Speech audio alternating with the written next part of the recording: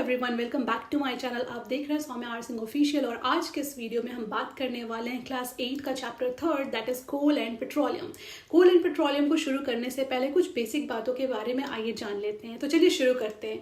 हम हमारे day to day life में कई सारी चीज़ें यूज़ करते हैं जिसकी ज़रूरत हमारे रोज़मर्रा की ज़िंदगी में होती है, लेकिन क्या आपको पता है कि वो सारी चीज़ों में से कुछ चीज़ें नेचुरल होती हैं वेराज कुछ चीज़ें मैनमेड होती हैं।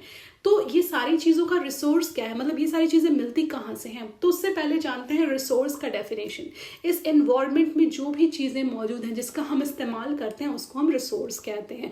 और रिसोर्स होता कितने टाइप का है? 2 टाइप का। उससे पहले रिसोर्स का definition, anything in the environment that can be used is known as resource. यानी इस एनवायरनमेंट में कोई भी चीज़ जो प्रेजेंट है उसको हम रिसोर्स कहते हैं। रिसोर्स 2 तरीके के होते हैं। सबसे पहला होता है नेचुरल रिसोर्स और दूसरा होता है मैनमेड रिसोर्स। वो रिसोर्स जो कि नेचर द्वारा बना हो या फिर जो नेचर से मिले उसको हम नेचुरल रिसोर्स कहते हैं, और वो रिसोर्स जो कि ह्यूमन के थ्रू बनाया गया हो उसको हम मैनमेड रिसोर्स कहते हैं। नेचुरल रिसोर्स का डेफिनेशन हो जाएगा resource that is obtain from nature is known as natural resource. इसका एग्जांपल हो जाएगा sunlight, air, water, coal, petroleum, ये सारे नेचुरल रिसोर्सेज हो जाएंगे। वेयर एज अगर मैनमेड रिसोर्स की बात करें तो resource that are made by man is known as what? Manmade resource.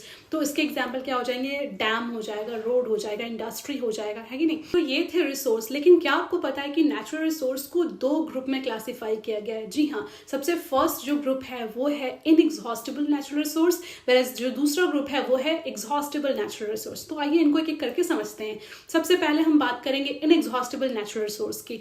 वो नेचुरल रिसोर्स जो कि हमारे नेचर में अनलिमिटेड क्वांटिटी में प्रेजेंट है, जिसको आप कितना भी यूज करो वो कभी खत्म नहीं होने वाले, वैसे नेचुरल रिसोर्स को हम क्या कहते हैं? Inexhaustible natural resource. For example sunlight, आप उसको कितना भी इस्तेमाल करो वो खत्म नहीं होने वाला। विंड, आप उसको कितना भी इस्तेमाल करो खत्म नहीं होने वाला।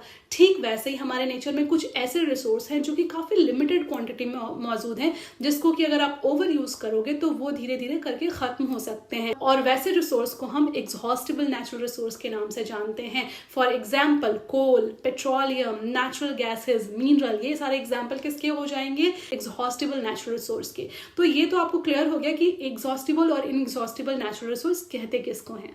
तो आज के इस चैप्टर में हम ऐसे ही कुछ एग्जॉस्टिबल नेचुरल रिसोर्स के बारे में पढ़ने वाले हैं, जैसे कि कोल, पेट्रोलियम और नेचुरल गैस के बारे में।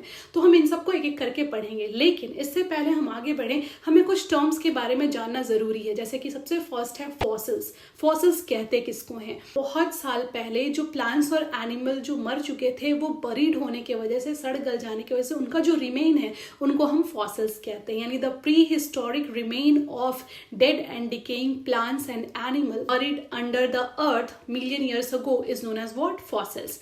लेकिन अब इससे एक दूसरा टर्म उठता है that is fossils fuel. Fossils fuel किसे कहते हैं? So the fuel that is obtained from fossils is known as what? Fossils fuel. यानी कि कई साल पहले जो धरती के अंदर सड़े गले प्लांट्स और एनिमल है उनसे जो फ्यूल बनता है, उनके फॉसिल से जो फ्यूल मिलता है उसको हम फॉसिल्स फ्यूल कहते हैं। इसका एग्जांपल हो जाएगा कोल, पेट्रोलियम, नेचुरल गैस। जी हाँ, कोल, पेट्रोलियम, नेचुरल गैस ये भी एक प्रकार के फॉसिल्स फ्यूल हैं जो कि कई साल पहले प्लांट्स और एनिमल जो कि जमीन के अंदर बरीड हो गए थे उनके फॉसिल से बने हुए होते हैं। तो क्या होता है इनके फॉर्मेशन का प्रोसेस, कैसे बनते हैं फॉसिल्स फ्यूल, वो हम पढ़ेंगे हमारे नेक्स्ट वीडियो में। तब तक बने रहे मेरे साथ, और अगर आपको आज का वीडियो अच्छा लगा है then please do like my video, share it among your friends and subscribe my channel. Thank you so much for watching it. स्वस्थ रहें, खुश रहें।